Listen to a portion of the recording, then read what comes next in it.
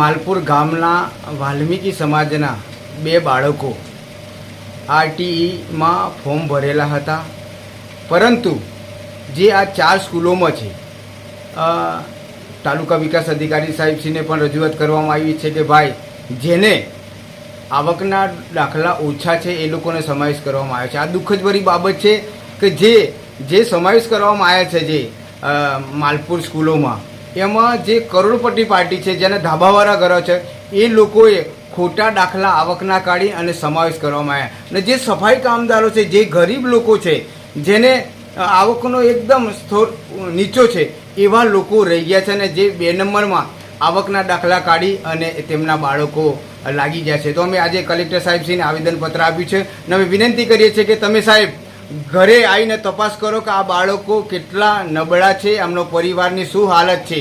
તો અમે કલેક્ટર સાહેબશ્રીને વિનંતી કરીએ છીએ કે આ બાળકોની તાત્કાલિક મુલાકાત લેવી અને જેને બોગસ આવકના દાખલા કર્યા છે એમની તપાસ કરી અને જેને આ એડમિશન લીધા એમને રદ કરવા. અને સરકારશ્રીને વિનંતી કરીએ છીએ કે સ્કૂલોમાં જે એસસીની કેટેગરીમાં કોટા વધારવા જોઈએ, તો અમારા બાળકો વધુમાં વધુ લાગે.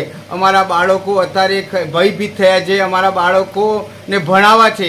સરકાર એક બાજુ કહે છે કે તમે સફાઈનું છોડો અને શિક્ષણ તરફ વળો, પરંતુ આવી જ રીતે એડમિશન નથી મળતું બાળકો, તેના કારણે વાલ્મીકી સમાજના બાળકોનું ભવિષ્ય ખતરામાં છે. તો આજે અમે કલેક્ટર સાહેબશ્રીને આવેદનપત્ર આપ્યું છે કે અમારા બાળકોને તાત્કાલિક એડમિશન મળે તેવી વિનંતી કરી.